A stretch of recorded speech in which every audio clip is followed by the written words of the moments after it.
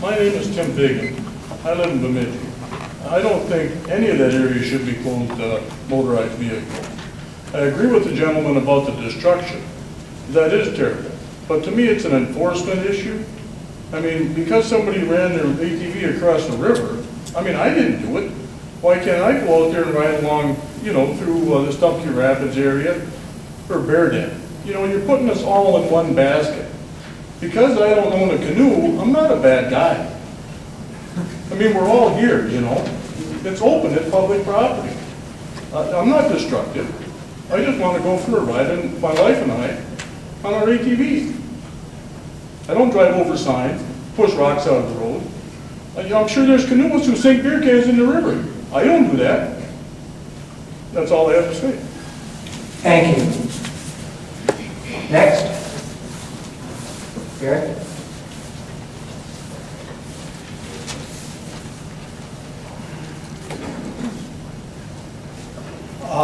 Well, when this process first started, I thought it was going to be kind of a no-brainer that we were going to get a closed forest here, at least south of Highway 2. One of the reasons that I think a good rationale is, and I don't know how up-to-date these figures are, these were as of last April, that there's 29 state forests in Minnesota that have been reclassified or in the hopper waiting for the commissioner to sign off on reclassification. I think it was 56% of them are going to be managed, 40% limited, and 4% closed.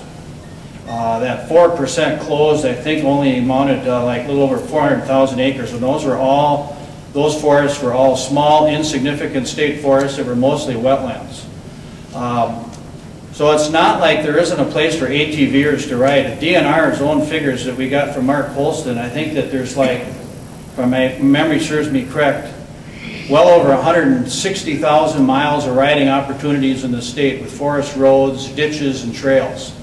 The Minnesota let the genie out of the bottle here in 1998 when this plan went public. We probably got the least restrictions of any state in the union. Letting the genie out of the bottle, we're finding it is not easy to get the genie back in. But we don't really have any wilderness left in this country anymore, but what Mississippi Headwaters is the closest thing we have left to a wilderness in this area. And we supported, and I say we, I'm talking about the Jack Pine Coalition. I'm a co-founder of the Jack Pine Coalition. We supported trails in Paul Bunyan. We supported trails in Beltrami Island. We supported trails in foothills, properly placed and contained and enforced. But this is a different ballgame. We feel that Mississippi Headwaters State Forest transcends any other state forest in Minnesota. This isn't only just a treasure here to Bemidji, the first city on the river. This is a state treasure. This is a national treasure, one of the great rivers of the world. And this is the last remaining wilderness on the river. Is my time up? So please, I wish you'd reconsider this here and take another look at this here, because this is something that really I'd behoove you to take a look. It's really a treasure. Thank you.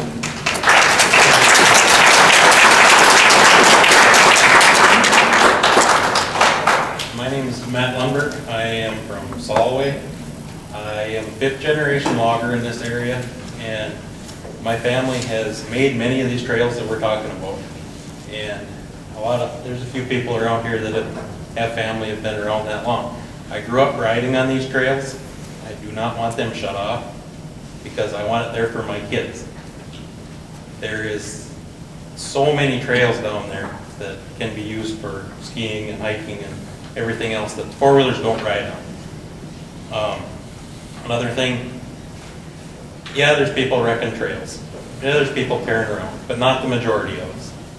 I mean, I'm sure a lot of you would argue with me on that, but the majority of us pay our taxes to ride those trails to live here, and that's part of the right of this country. That's all I have. Thank you. Okay, thank you.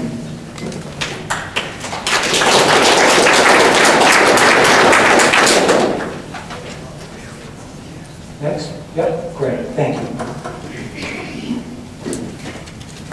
My name is Peter Reynolds, and I live in Beltrami County, not too far from here. As far as things go here, I understand. I think part of being American is using our freedom, being free, doing what we want, when we want, where we want. But I think that also comes with changes going on. There's a larger population in this area now, and unfortunately, there has to be more regulations, limitations, which is going to lead us into the direction of, yeah, we need to protect personal rights and freedoms, but we also need to take a look at the environment. And I understand you guys have to walk a fine line, so that's why I'm really glad you guys have this meeting, so I thank you for doing that. So, I support the limitations that you are proposing because, in fact, there's going to be a lot of people using these trails. There's going to be a lot of erosion. It's going to be a sad situation. And if the ultimate goal is to protect the river corridor, then we're going to have to make some changes. I know enforcement is going to be important, but I think even more important than enforcement is education for people to know what they can and can't do. Instead of putting up lots and lots of rocks and lots of fences that may be knocked down, we may have to spend a little more money educating people, putting maps out and things and whatnot, so people know what they can and can't be doing, instead of just sending people out with badges and guns to tell people they can't be doing things. So those are my comments. Thank you. Thank you. Anyone else in this group? Then we'll go from 100 to 150.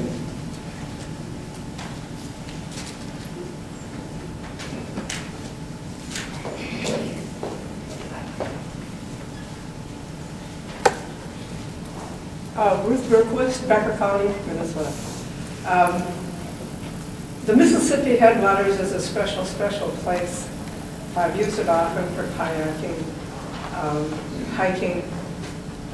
And I think we have to be reminded that when we have motorized sports in an area, the other users are denied use more or less of that area because it diminishes what they are doing.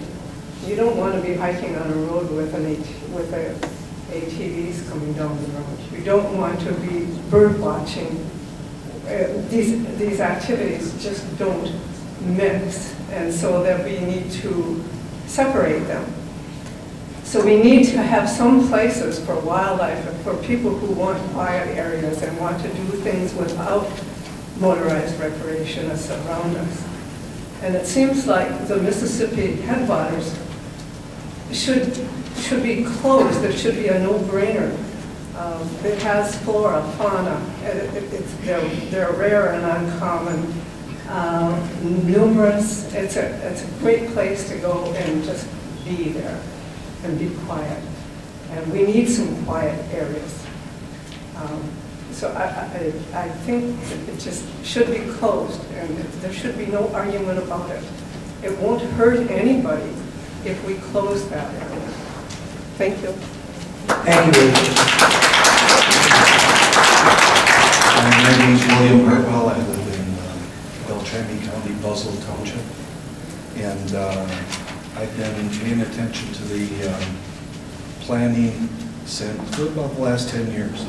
And one thing, it's always this pitting the quiet sports or non-motorized against motorized, and I don't think that necessarily has to happen. But the whole classification system of the closed, limited, and managed is such a poor term because basically I see it as much less managed or unmanaged compared to limited. It's so confusing for the average person. I'm still confused after 10 years. And I don't think there's any quiet sport people that want to deny motorized people the right to have some public lands where they can ride. But it would be very simple if it was closed unless posted open, the whole state. Closed unless posted open. And my personal feeling is no new roads for off-highway vehicles until we repair the damage that has been done to the existing public lands. And also, it's been mentioned numerous times, more enforcement. And I've had some neighbors that were here talking about some of the people from Jones Township, I think. This plan, one thing I wanted to address was Beltrami County is also involved in this in the Mississippi Headwaters State Forest area.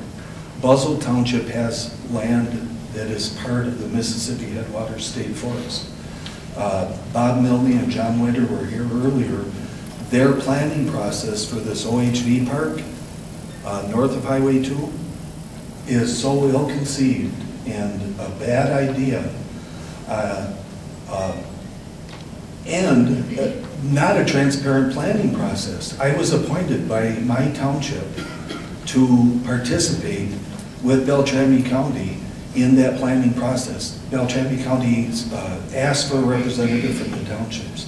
I was appointed by my township, and to this date, Bob Milne has, as of yet, refused to recognize our input at all. I heard that he offered his resignation, and I do applaud that if that's the case. But Beltrami County is, the fellow from Hubbard County said they chose the limited classification to make it simple and easy for people to understand. And by choosing to opt out, Beltrami County and Clearwater County are cutting their own throats. And it will be apparent in a few years that they continue on this path. Thank you.